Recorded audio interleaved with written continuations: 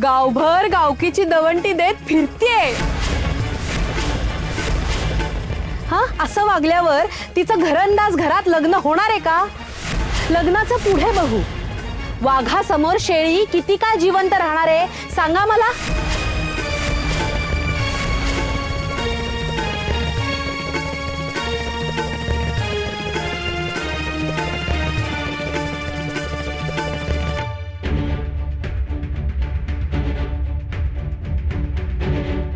उमाई, तुला काय झालं ठाऊके का?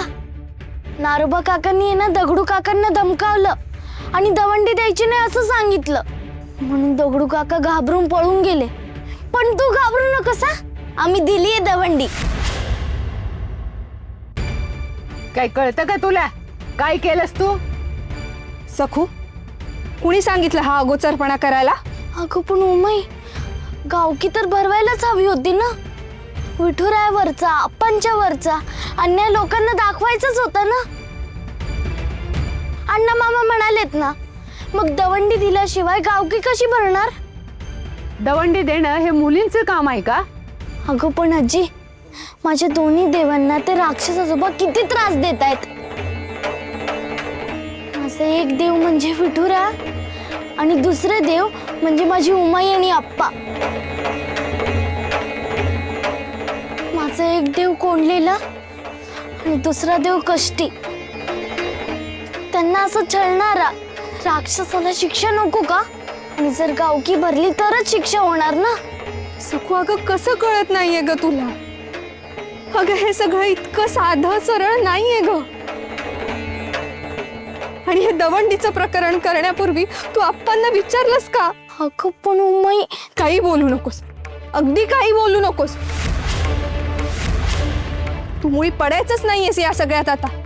काही बोलायचंही नाही आणि परस्पर काही करायचंही नाही। अगं मोठी माणसं आहेत ना ग, तुझे आप्पा आहे, आजी आहे, मामाई आहे, ते सगळे बघतील काय करायचंय ते। हो, पण मी गावकीला येणार। पुन्हा तेच? अजिबात यायचं नाही। मालक मोठा धूर्त राक्षस आहे, त्याच्या समोर सुद्धा यायचं नाही। आणि काय ग, मुळात गावकीमध्ये लहानांचं कामच काय? बरोबर आहे, अजिबात घराच्या बाहेरही यायचं नाहीये। आणि परत परत बजावतीये, त्या मालकाच्या नजरेच्या समोर सुद्धा यायचं नाहीयेस तू। अगं विसरलीस का? पोत्यात भरून घेऊन गेले होते तुला, आणि तरी तू पुन्हा पुन्हा त्या राक्षसाला का दिवसतीयस? अगं उमाई, तू एकदा तरी बघ ना विठुराया आणि अप्पांकडे, मग तू नाही असं नाही म्हणणार। अप्पा एक शब्द पण बोलत नाहीत, आणि विठुराया, माझं विठुराया कोंडलेलं आहे। त्यांनी सकाळपासून नैवेद्य नाही घेतलं, लोणी नाही दिलंय।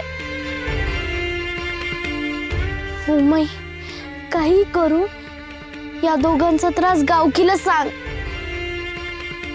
हो,